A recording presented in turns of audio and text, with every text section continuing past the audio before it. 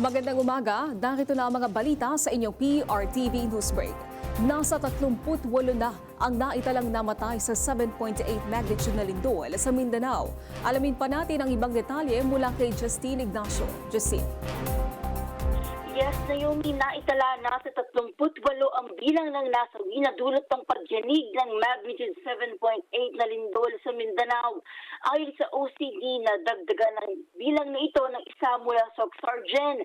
Samantala, 478 ang naitatalang sugatan habang 4 ang patuloy na nawawala. Ayon sa Department of Social Welfare and Development, DSWD, Disaster Response Operations Monitoring and Information Center, tinatayag na sa may 33,000 pamilya o may 100 individual ang apektado ng lindol. Nakapagpaabot naman ng DSWD ng tinatayang higit 400 milyong pisong halaga ng humanitarian assistance. Patuloy naman ang ginagawang pagtulong at retrieval operations ng pamahalaan. Yan na muna ang latest. Ako, si Justine Ignacio ng PRTV News, nagseserbisyo para sa Pilipino. Maraming salamat, Justine Ignacio. Ramdam pa rin ang epekto ng nagdaang lindol sa General Santos City, ang pinakasentro ng pagyanig noong Lunes. Mayat-maya pa rin ang nararamdamang aftershocks, kaliwat kanan ng mga napinsalang istruktura at kabahayan. Kaugnay niyan, naroon sa General Santos City si Christian Bascones. Christian.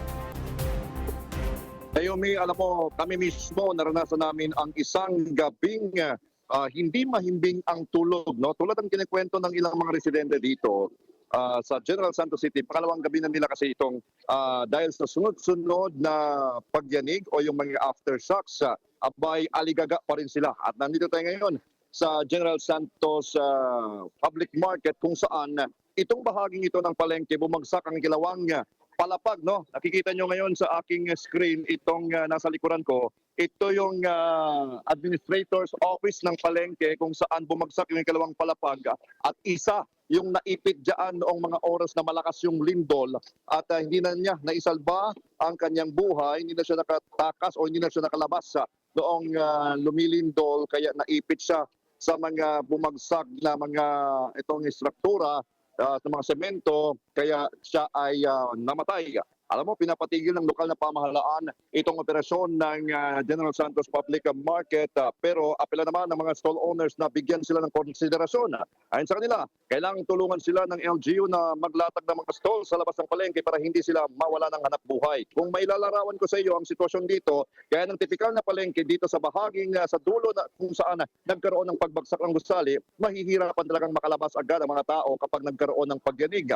Natapos na raw yung assessment ng LGU at idineklarang hindi safe, no? Hindi ligtas na manuluyan o magtinda pa rin at magtuloy ng operasyon ang mga vendors dito. Sinilit natin ang ilang mga presyo din kanina sa mga paunahing bilihin, wala pa namang pagbabago. Nananatili namang stable ang presyo ng mga binibenta sa supermarket dahil sa pag-anunsyo ng price freeze ng DTI, no? At Naomi, kanina sinabi ng ilang mga stall owners, mga market vendors na nagbigay ng hanggang alas 9. Actually, alas 9 na ngayon, no? Hanggang ngayong oras lang pinapahintulutang tanggalin yung kanilang mga binibenta. Pero hindi natin mapipigilan naman kasi ang kanilang apela ay wala silang hanap buhay kung lumindol na nga at nagsitigil na rin ang mga operasyon ng ilang mga itong mga manggagawa na kanilang mga suki din kaya hindi makabili rin ng panibagong hindi makapalengke dito sa kanila kaya wala na lang silang suki, wala na silang pagbebentahan at wala pa silang hanap buhay. So kanilang inaapela sana mapabilis itong paglalatag ng mga ibang stall sa labas naman ng mismong palengke kasi itong buong vicinity ng Gensan Market, no? Itong General Santos City Public Market, abay hindi ligtas raw, sabi ng LGU, para manatili pa dito itong mga market vendors, mga stall owners. Naomi? Okay, so paano yung pangunahing pangangailangan ng mga kababayan natin dyan? Ngayong apektado yung mga palengke, ibang pamilihan, paano sila nakakakain? Yun nga yung apela ng market vendors na sana bigyan din sila ng konsiderasyon, no? Kasi inaalala din nila yung mga mamimili na baka wala ng pagbilhan nitong mga pangunahing pangangailangan. Pero nag-ikot-ikot tayo kanina doon sa main poblasyon, tinatawag na poblasyon, ito yung sentro ng General Santos City. May mga nagbubukas na mga tindahan at balik operasyon na rin ang ilang mga bangko, no? Matapos magkaroon o magsagawa ng assessment na ligtas itong ilang mga gusali na natira na hindi masyadong napinsala ng lindola. Naomi. Paano naman yung mga nasira yung bahay? Paano sila nagpalipas na magdamag? May isang barangay na nalaman natin na hindi pa naabutan ng tulong ng pamahalaan at may mga content creators yung nagpunta doon, no? Kaya hindi pa lahat na naabutan o na pupuntahan ng tulong ng LGU. Kaya yung iba, yung ginagawa nilang kumbaga para may tawid lang at makatulog sa gabi, no? Sa labas ng bahay sila natutulog, no? May nagkwento sa atin kanina sa may pintuan sila mismo natutulog para kung mangyari man ang aftershocks katulad ng naranasan namin kagabi na hindi kami nakatulog, abay agad silang makakalabas na yung ng bahay. Christian, may impormasyon ka ba kung isa ang Gensan sa pupuntahan ng Pangulo?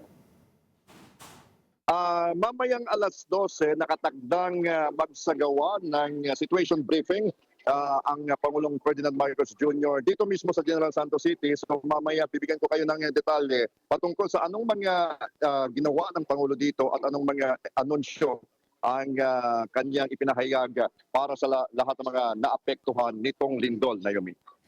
Okay, maraming salamat, Christian Bascones. Ipinatupad ng Department of Trade and Industry ang 60-day mandatory price freeze sa General Santos City. Ito ang una nang idineklara ang state of calamity sa lungsod matapos itong mapuruhan ng 7.8 magnitude na lindol noong Lunes. Ayon sa DTI, sisiguruhing sapat ang supply at walang pagtaas sa presyo ng mga pangunahing bilihin tulad ng kape, tinapay, delata, gatas, asin, sabon, instant noodles at bottled water. At yan ang mga balitang nakalap ng inyong PRTV Newsbreak. Live kami sa free-to-air Beam Channel 31, Signal Channel 31 at sa YouTube. Tumutok din sa aming social media accounts sa Instagram, Facebook at TikTok at PRTV Prime Media. Ako po si Naomi Tiburcio. Magandang umaga.